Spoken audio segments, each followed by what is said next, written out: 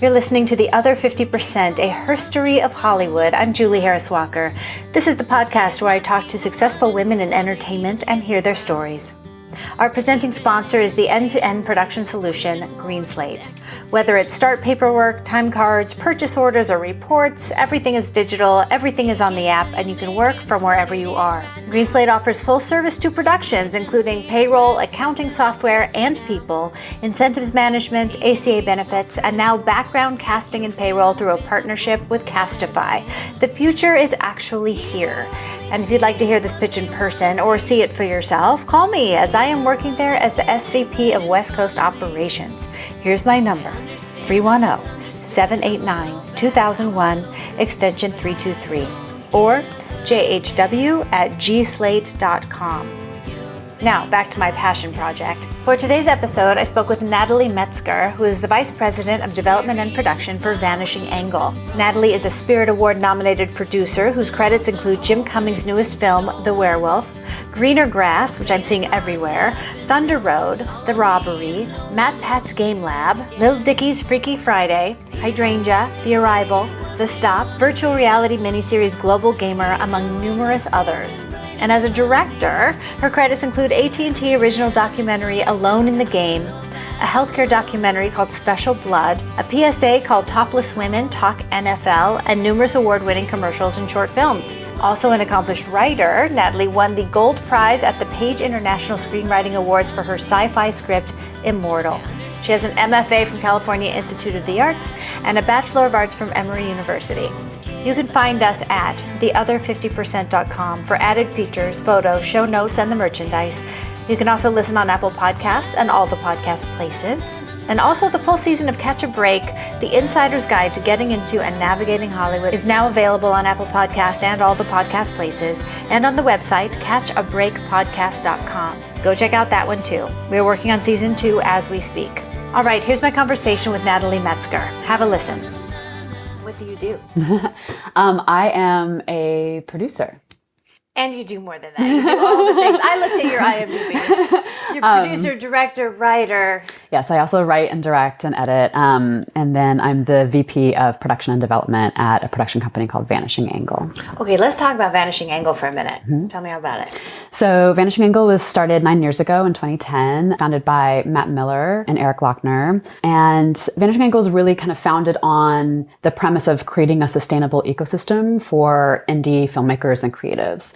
I love that. Yeah. Talk more about that. So obviously, like, indie film is not a business model. Like, no one is like no one makes actually any money. Yeah. And sometimes like people can't even sustain themselves. They just make a living wage off of it. And so Matt's idea was, well, how do we create a system that they can survive? They can like pay their bills, like pay their rent, and still have the time to be able to like write their next feature, or, you know, put money into their next short or whatever it is. Let's just unpack that a little bit, because I talked to so many people, like the real heart and soul of art and indie filmmaking, and everyone is just barely scraping by because they're not making the tent poles, and that's where all the money is. And how are we bridging this divide so that people can have careers and still make art? Yeah.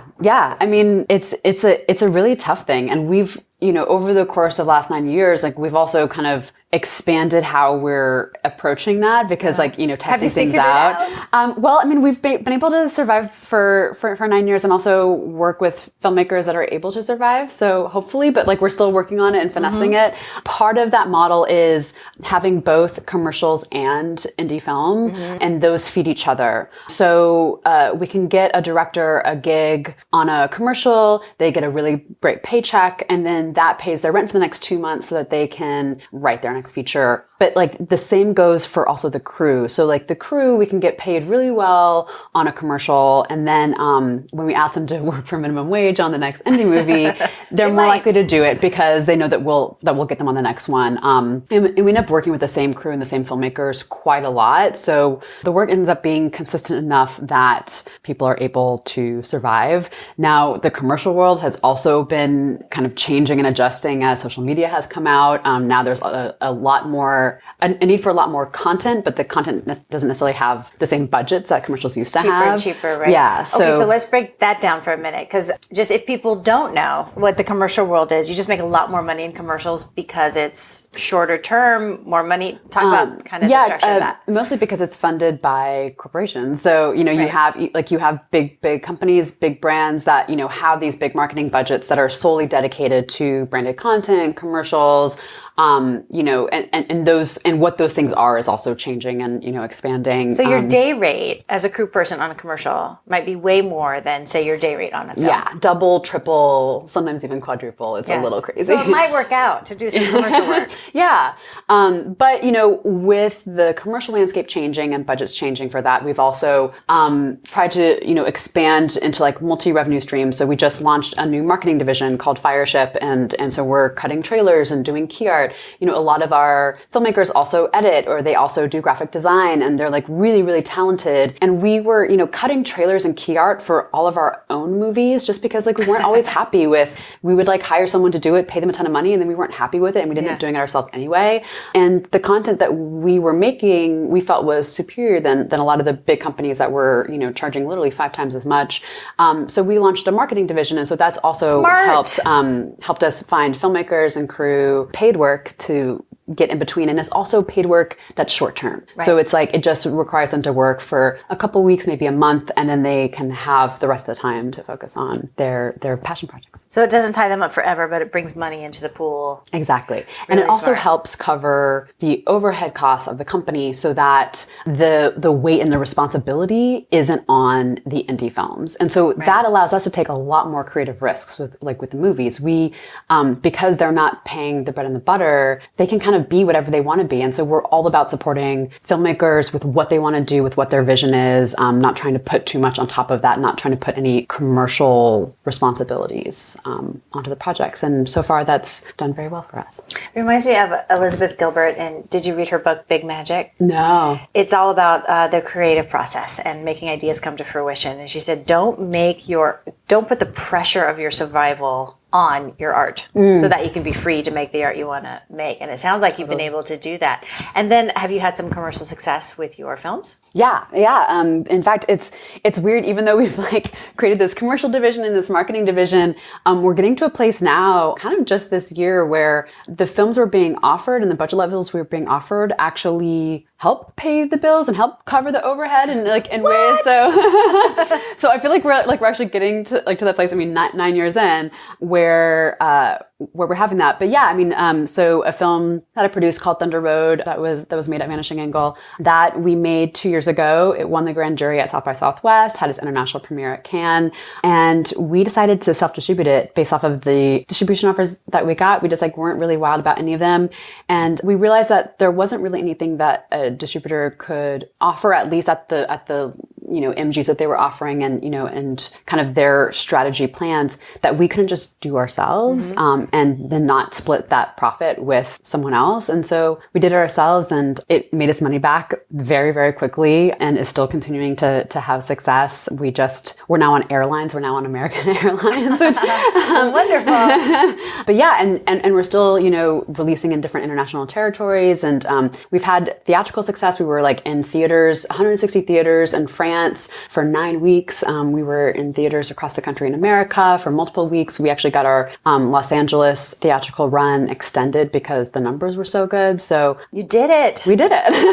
Wonderful. That's great. Oh, you said something in that sentence where you did your own MGs. What does that mean? So the MG meaning minimum guarantee. So what the distributors were offering, essentially, like an MG is like what the advance is, for the film based off of what the distributor thinks the profits are going to be. And the MGs just weren't really at a level that made sense for us. We kind of had 3 different rules of whether we would go with a distributor or not. And it's whether they could offer one of 3 things. Either the MG was great, like covered the whole cost of the film and, put us in profit. That was one.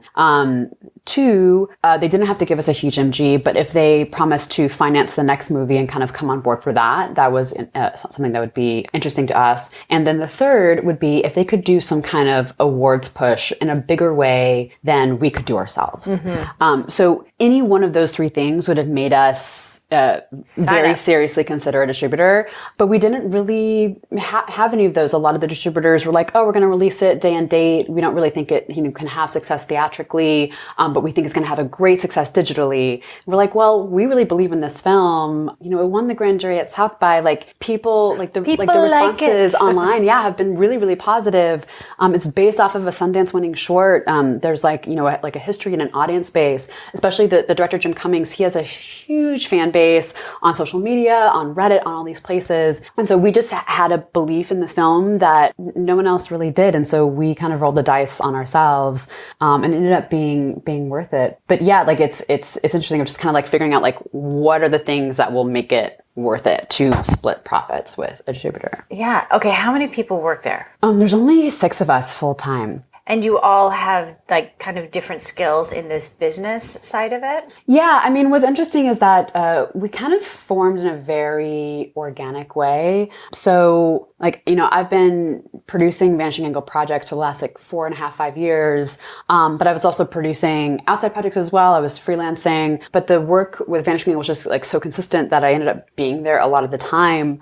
And as I was there, I was having ideas of oh, well, what if we did this with the company? Or what if we, launched this? Or how about, and so Matt and I just were working very closely together, and Ben Wiesner, he's the other VP of the company. He's head of our sales and acquisitions. He had met Matt before I knew him and had produced a couple of features with him. And we just kind of all just started working together. And so we realized this year that we needed to create official titles and, split. Obviously you work here. What's your title? Yeah. And so we did that. But yeah, it's we're a very collaborative environment, even when we produce together. So this movie that we just did this past year in Utah, we were in Utah for 4 months shooting together, and it was Matt, Ben, and me producing it. And we were all staying at the same bed and breakfast with the director and the cinematographer, and all of us were kind of there together, and we're very we try to fill in all the gaps, and so kind of whatever needs to be done between the 3 of us, we can assign it and make it. Well, it sounds like you found your people and created the best job in the world.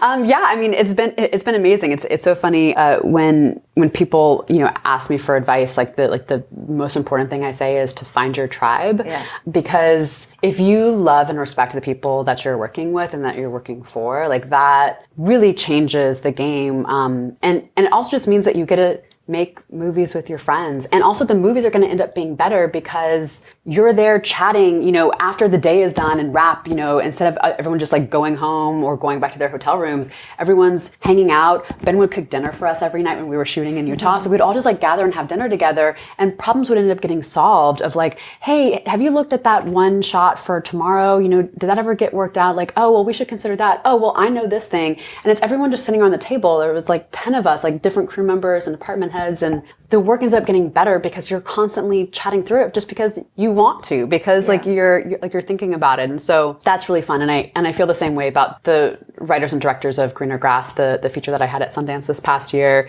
There are these 2 incredible women, Jocelyn DeBoer and Dawn Luby, and they wrote, directed, and starred in Greener Grass. And I produced a short film for them called The Arrival, and then did their first feature. And they're also just incredible filmmakers that, again, I just love hanging out with and being around, and they inspire me. Perhaps they'd like to be on this program. I think they would love that. They're amazing women. They are going to go very far. That is wonderful. I have so many questions. Okay, so when you're distributing your own film, are you also doing the whole marketing plan and figuring out all of that? Yeah, so we did everything ourselves. So we did all the theatrical bookings ourselves. We did all the marketing ourselves. We did all, Jim cut the trailer and did the key art. It was all very, us just kind of taking on all those things. We did all the social media? We did all social media. We did all the international sales ourselves. So, on top of booking all the theaters in America, and then working out, stuff with getting it on, online on iTunes and other TVOD stuff. And then we had a deal with Amazon for SVOD. We also, at Cannes, which was kind of our international launch, we met with the film commissions and different distributors and all the different territories and just started talking to them about it. And what was great is that we were able to screen at usually in like kind of one of the top festivals in each country. And so launching at that festival ended up getting us a lot of press and buzz and ended up driving up the different distribution offers. So we did that really well, but we've sold 20 to 25 different territories internationally. Amazing. For Thunder Road. So great. And it also strikes me, independent filmmakers also have to be so good at the business and so savvy about those pieces, and you have to learn everything, right? Whereas if you're hired to do a studio movie, you go and direct it or do your whatever part. Yeah, and you hire the people, you hire the accountant, and you hire the UPM, and you hire like these things. For a lot of our projects, we are doing everything ourselves. Like we rarely have a UPM, we rarely have an accountant, and so it's really just like us doing all of that. But then all the business around it also. Like, so how'd you figure out how to do all that? That's a really good question. I think just doing it. Like I you just figured it out. Just figured it out, exactly. My background is not in film. I didn't go to film school. Let's hear it. I double majored in theater and dance and minored in English in college. As you do. Where'd you go? I went to Emory University in Atlanta. And then I was really interested in the behind the scenes of stage work. So I ended up pursuing a master's in choreography and integrated media at CalArts.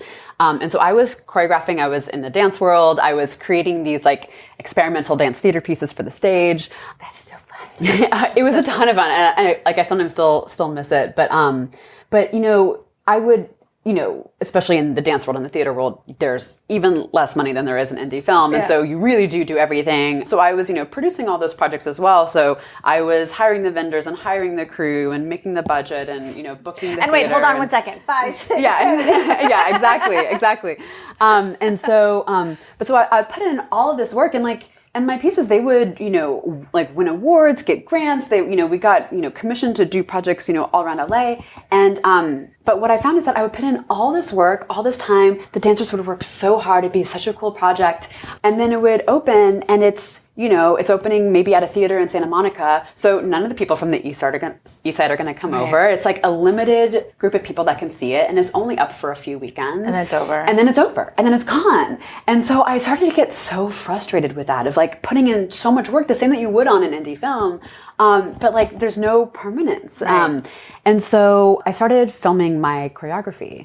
And so I bought a DSLR camera, kind of taught myself how to shoot. I had taken some editing classes in college, so I knew how to edit.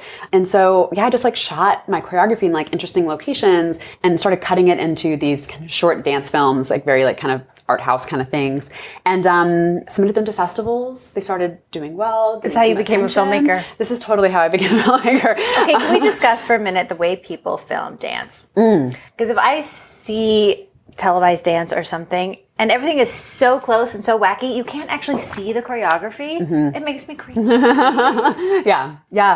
Well, it's interesting. So before, kind of like around the same time that I was starting to experiment with like filming my own stuff, there was a stage piece of mine called Sacrament. It was my master's thesis project. Called Sacrament? And it ended up winning some awards and doing well, and then kind of expanded outside of to getting commissioned at different theaters. And I was like, oh, it'd be really cool to do a film adaptation of this. And I talked to a film school friend of mine, and I'm like, hey, can you produce it? And he was like, yeah. But at the time I was like, well, I don't know anything about film, so like we need to have someone else come in and direct it. And so he paired us with this director, and that he worked with before. The director came on, and he had background in music videos, and I never felt like he really understood the project.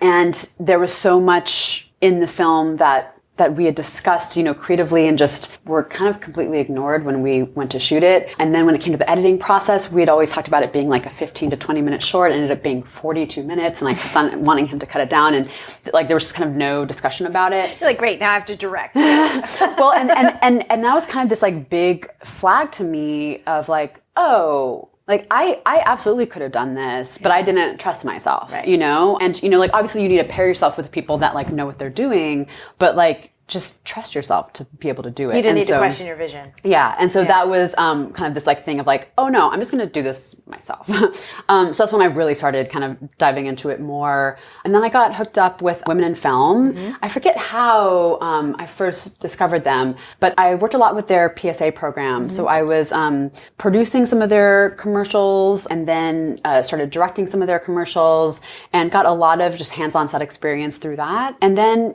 some of my film school friends started saying like, hey, can you help me produce my short film the way that you made your short film? And I was like, sure. And so I started helping my friends, and then their friends would ask me to help with their projects. And so on. And then people would be like, okay, cool. And we can offer you this amount of money to do that. And I'm like, oh, I'm going to get paid for this. This is cool. and so I just like started doing more and more of that, and started expanding to series and pilots. And then I started doing features. And it was right after doing my first 2 features that I met Matt Miller at Vanishing Angle. And he was like, hey, I have like a couple of projects that, I need a lead producer on. Can you like come in and produce those? And so I started doing like little projects with Vanishing Angle, all while doing other stuff outside. And then, just started working more and more with VA. There's something really special at Vanishing Angle. I think it goes back to kind of this like desire to create a sustainable ecosystem for creatives, that there is respect for each other and a respect for crews. There's just like a very different vibe there than I've experienced on other indie film sets, where, sometimes because budgets are low, I've seen producers just completely abuse crew, and the thought behind it is like, oh, well, this is just like a stepping stone to my next big project with that's not the way to treat the people working for free. No, exactly. and for me, I was all about long-term relationships of like, like wanting to create, like collaborations that I would want to continue for years and years and years to come. And so I was shocked at how much of the indie film world was so abusive of cast and crew and using low budget as an excuse. Right. And at Vanishing Angle was so different. Because when you make it, you're not going to deal with these people. You're going to hire There's this like feeling of like, oh, well, I'm like better than this, or like, or I'll get to a place where but like everyone's coming up together, That is it. And so Vanishing Angle was kind of like the first place where I really felt like, oh, they have the same respect for people and the same desires of like long-term collaborations as I do. And so I just kept on working with them over and over and over again because of that. And and now I'm there all the time. Here we are. That is so cool. Tell me this. What do you make of kind of what has happened with women in the business the last couple of years? I mean, it's been an interesting ride. I feel like in just the last few years, I've noticed changes that I would have never seen, like even just like 7 years ago. I've had male filmmakers who have names that could be considered female write their bios gender neutrally in case anyone could maybe consider them a female filmmaker, and they think that gives them the edge. And I'm thinking like 7 to 10 years ago, like women were putting just initials down because they didn't want people to like think of them as like a woman because they were worried that would cost them the job. I've talked to people this year who have said that. Really? Yes. Wow. But just in the last few years, I've seen this like slow change. So I don't know. I mean, it's clearly not like industry wide, but I feel like the roots are starting. That's interesting. Like, we've never heard that before. Yeah. And so, and just like in the meetings that I've been taking, from 5 years ago to today, all the companies, the different financiers that I'm talking to, all of them are like, oh, well, we're really looking for female filmmakers. We're really looking for female forward stories. And so it seems like, I mean, hopefully it's not just a trend, and hopefully it's like long term. It's hot this year. Yeah, it's very trendy. But it's cool that it's there. Yeah. And then I think it's just on us to make sure that let's ride that wave. Yeah, that it continues. Yeah. But yeah, I mean, it's cool, and there's so many incredible female filmmakers that are making stuff right now that are just like, it's like so unique and different, and that's what's so exciting, is that the content that we're going to start getting with like more and more female filmmakers creating stuff is just like, it's going to be so different. Yeah. Yeah, totally. I mean, like Greener Grass, for an example, I don't think could have been, I mean, I guess it always could have been directed by a man, but it's such a female perspective. People have said said that it is exploring toxic femininity, but it's like this, it's very much about like what motherhood is, what it is like to compare yourself to other women, like all of these things that are clearly so from a female voice that and time to start unpacking that stuff. Totally. Yeah, and we had like I think 60% of our crew was women, like most of our department heads. Yeah, that was a really cool project. Very cool. Have you felt any obstacles coming up yourself being a woman doing this? I've been asked that before, and I don't feel like I've seen them like in front of me. I'm sure there are things happening in the background, like opportunities or things that I've missed that like I never even knew about, because of it. But I've never, had it like just like right in my face. I think except for when I was first starting out and I was encouraged, oh, well, like you should really have someone else, do this for you. And I don't think that was necessarily out of sexism, but I think if I had been a guy and I had just been like, yeah, I'm just going to do it, that there would have been more faith in like, oh yeah, he's just going to do it, But yeah, I mean, I haven't seen it overtly. The things that I more see are just the still getting objectified or sexualized in some meetings or like in some interactions where, yeah, like of people just like making maybe like inappropriate comments, but I don't think it's necessarily affected my career at all, or again, like not in specific ways that I've like seen in front of me. Okay, so for people coming up behind you, what advice do you have? I love the find your tribe. I think that is so important and so smart. You already have the perspective of these are the people that you're coming up with. So 10 years from now, these are going to be all the people at the top of the pile. So be nice to them. Yeah. But what other advice might you have? Don't take no for an answer. That has served me so well in so many different instances. And I think it's also hard, when you're like first coming in and you feel inexperienced and you feel like, oh, you don't know. So if you're told no, it must be for like a legitimate reason that you might not be aware of. Because you don't know what you don't know, but you don't know everything. Exactly. But what I've learned is that you know more than you think you do. And if you are persistent, like you will end up succeeding. With my first feature film was a documentary that I produced and directed, and so I was working on finding the financing for it, and I had met with a couple different companies that I thought might be interested in putting money into it. And there was this one company that I'm like, I know that they would be interested. And I had reached out to their head of marketing, and she had said, oh, cool, thanks for sending this over, but this isn't something that we're interested in.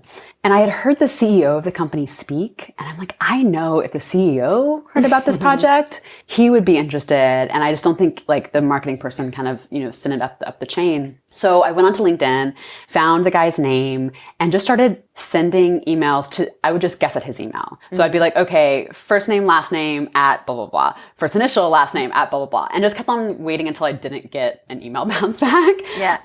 And there was finally one day where I didn't get an email bounce back. And then I got it. Yeah. And then a week later, he got back to me and he's like, I love this idea. This is amazing. Let me loop you in with our head of marketing, who of course was like, oh, great. Like so excited that this is now happening, kind of covered for herself. But was there any moment of, ooh, my bad, sorry? No, I mean, we just kind of pretended that it didn't happen. But they ended up coming in for the first amount of financing. And because they came in, then all these other companies like wanted to get on board, and we ended up raising the full funds for the film. Wonderful. But that was like after hearing no from several other companies and then hearing no from this one person and then still being like, no, I think, I know that's not right. Yeah. And so yeah, I think like not taking no for an answer is like, I love that. It's like super important. Now, like, of course, like with respect, like there are sometimes filmmakers that reach out to me with like, a script or a project, and they're like, hey, would you be interested in like coming on board? And it's like, isn't just like the right fit. And I say like, oh, like I'm not able to take this on right now, or, for different reasons. And sometimes they'll get like aggressive or like angry about it. And so I do think that there is like a polite or respectful way to not take no for an answer. It's like, just like check in every 3 months, it's like, especially if you have something new coming up of like, hey, that short film that I sent you, we actually finished it and now it's screening at this festival. Just wanted to let you know. Persistent is different from exactly. Don't be a jerk about it. Yeah, exactly. Yeah. But yeah, so I would say that. What was that documentary? It's called Special Blood. What's that about? It's about this rare disease called hereditary angioedema, and we followed 5 different patient families with it across the country. It's this like really weird disease. It essentially causes spontaneous swelling in different parts of the body, and so It's kind of like if you imagine in like Shrek when, you know, Fiona turns into like an ogre and just like her face kind of like swells up in these like really kind of grotesque ways. That's what this disease does. But like in the hand or in the face or in the foot or the stomach. And the scary thing is that it can get in your throat and essentially close your throat and cut off your airway. And so there were these stories of patients that had died in the ER because they weren't properly diagnosed. Didn't know what they were looking at. And so I met different patients and they told me their stories, and I was like, there is a film here. And also this disease is so little known about within like the broader medical community, within like, you know, ER nurses, and just like the, you know, audience at large, that I was like, well, this film can also just help raise awareness and educate. And so, I made that in 2014 or 15, I forget. It took like a year to cast it and to fundraise, and then a year to shoot it, and then a year of post. So it was like a 3-year process. But now, are you doing multiple projects at once? Oh, yeah. Constantly. Right now I'm in post-production on a feature that we just shot in Utah. That's Jim Cummings' second feature. And then we're in pre-production on another movie, on actually Jim's third feature, which we're shooting in October. And then, there's like a couple different projects that we're in various stages of development or pre-pro on that would be happening later this year and beginning of next year. As well as we just delivered Greener Grass to IFC, who's releasing it, and we're doing the festival circuit with that and getting ready for that theatrical release on October 18th. And there's still stuff happening with like Thunder Road, Sundance. We got a creative distribution grant from Sundance for Thunder Road. And so they're writing a whole case study about our self-distribution process. That's very cool. It was really great. And they gave us $33,000 to put towards our like P&A budget when we released. And so that was hugely helpful since we were self-distributing. Yes. And so, so we've been working with them on getting them all the data that they need for their case study, because as part of that grant, you get funds from them, and then, the agreement is that you will open your books to them of like, here are all the specific numbers of, what our deals were with different companies, with different distributors. Like, this is how much we spent on marketing for this. This is how much we got back on this. So that it really can be a case study for other filmmakers to see and to learn from, and also to not make our same mistakes, or to like try to do the things that were successful with us. And so we've been working with them on that, and that's going to come out in October as well. Very cool. Yeah. Oh my God, you are on your way. What did I not ask you about that I should have asked you about? I have a documentary that's still being screened on DirecTV. It's called Alone in the Game, about LGBTQ athletes in the pro sports world, that I produced and co-directed. And so that's available on DirecTV now. Alone in the Game? Alone in the Game. How can everybody find you? I am at nataliemetz.com, METZ, and they can also find me through vanishingangle.com, and I'm on Facebook and Instagram, usually just with my first name and last name. You're on the social medias. All the social medias. All right, we will link to all your stuff on the website. Great. Thank you so much. Oh my gosh, thank you for having me. You've been listening to The Other 50%, a herstory of Hollywood. I'm Julie Harris Walker. I'd like to thank Natalie Metzger for sharing her story. And special thanks to Jay Rowe, Danny Rosner, and Allison McQuaid for the music. Please find us on your favorite podcast provider and leave a review. And of course, on our website, theother50%.com, all spelled out, for added features, bios of our guests, and the merch. And the merch really is coffee tumblers, but they're very cool. You can also follow us on all the social media platforms. And go subscribe to catchabreakpodcast.com. Thanks for listening. See you next time.